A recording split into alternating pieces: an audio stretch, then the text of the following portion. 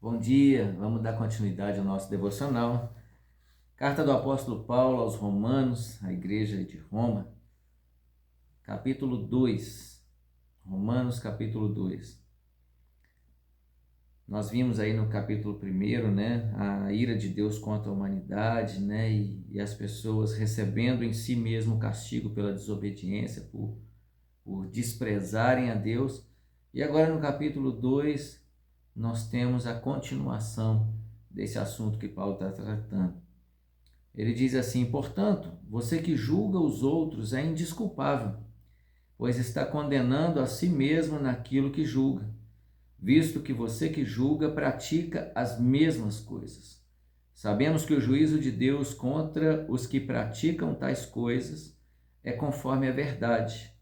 Assim, quando você, um simples homem, os julga, mas pratica as mesmas coisas, pensa que escapará do juízo de Deus?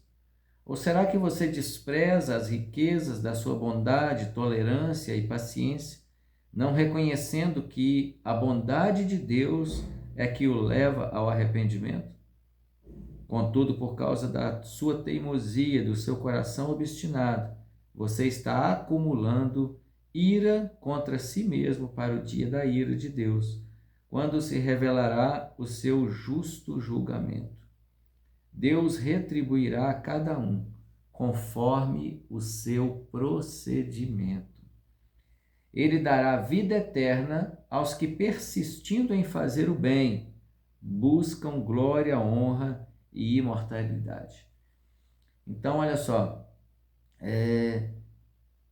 ele começa tocando num ponto. Ele fala sobre os pecados dos homens né, no capítulo 1, faz uma lista de pecados, de práticas que são contra a vontade de Deus, não foram criados por Deus para que o homem vivesse nelas, mas foi a escolha, né, da humanidade.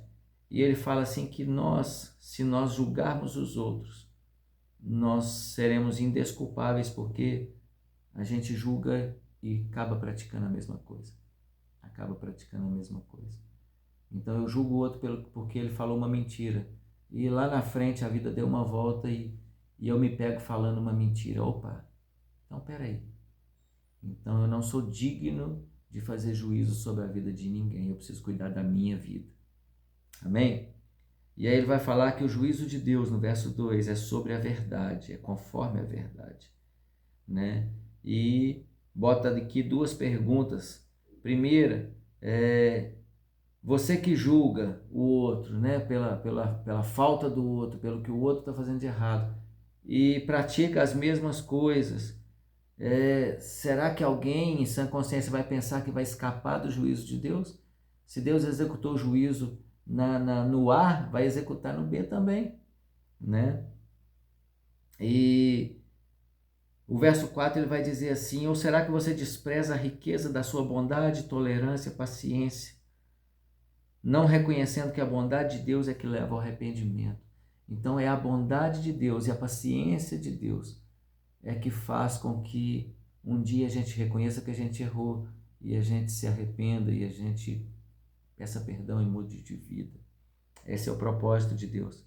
Não é a vontade de Deus que nenhum se perca, nem vá para o inferno. A vontade de Deus é que todos se salvem, mas precisa primeiro de passar por esse processo de mudança, de transformação. E no verso 6 ele vai dizer assim: Deus retribuirá a cada um conforme o seu procedimento.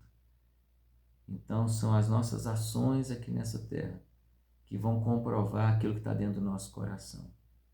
Então, a Bíblia diz que a boca fala do que o coração está cheio. Então, se nosso coração está cheio de coisa ruim, nós vamos falar sobre coisas ruins e nós vamos praticar coisas ruins. Mas se o nosso coração está cheio da verdade de Deus, está cheio de coisa boa, então nós vamos falar coisas boas e nós vamos praticar coisas boas. E é sobre isso que o Senhor vai fazer, né, distinção de pessoas. Mas haverá, o verso 8, mas haverá ira e indignação para os que são egoístas, que rejeitam a verdade e seguem a injustiça. Haverá tribulação e angústia para todo ser humano que pratica o mal, tanto judeu quanto grego. Então, tribulação e angústia para todo ser humano que pratica o mal. Lei da semeadura, eu pratico o mal, eu semeio o mal, eu vou colher mal, né? Então nós precisamos de ter isso bem claro na nossa mente, para a gente ter um comportamento diferente. Verso 10, glória, honra e paz para todo que pratica o bem.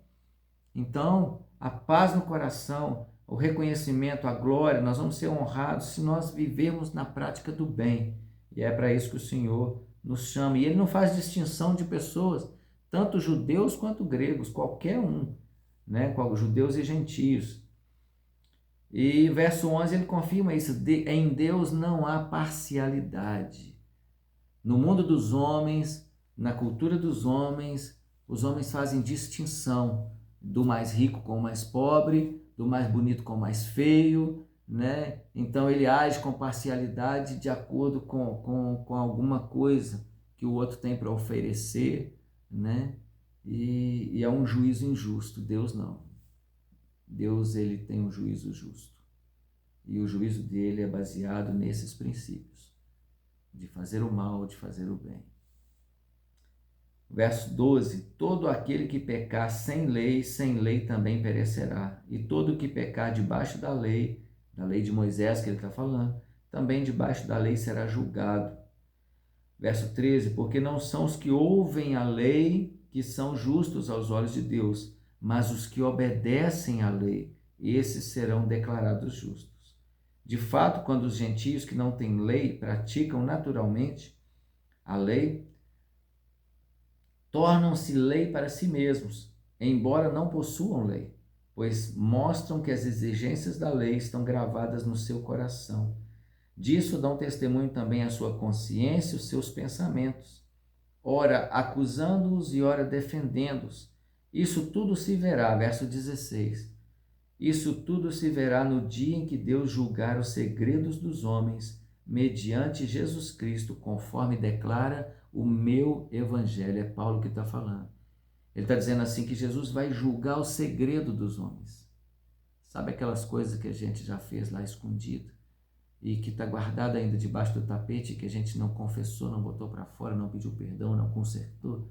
Pois é, todas essas coisas o Senhor vai julgar naquele dia, de acordo com o que está escrito, porque nós somos chamados para o arrependimento em todo o tempo. Então, aqueles gentios, né, porque a lei foi dada para os judeus, e os judeus se gabavam de guardar a lei, ainda que não guardassem. Mas os gentios que não tinham lei, não tinham a lei de Moisés, eles praticavam coisas melhores do que os judeus que tinham a lei. Então é sobre isso que Paulo está falando. Embora eles não tivessem, a lei estava guardada aqui, ó, na consciência, acusando e defendendo. Todo ser humano tem um negócio chamado consciência, senso. E a gente sabe quando a gente está fazendo uma coisa errada. Todos nós sabemos. Então nós precisamos de dar ouvidos a essa consciência e começar a andar na prática do bem, na prática do certo. Fazer a coisa certa do jeito certo, né? Eu ensino isso todo dia e eu busco praticar isso todos os dias. Pode ser que em algum momento a gente erre. Para isso existe a misericórdia e o perdão e a reconciliação. Mas nós precisamos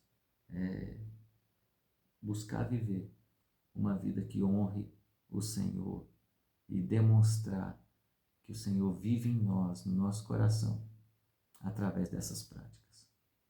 Amém?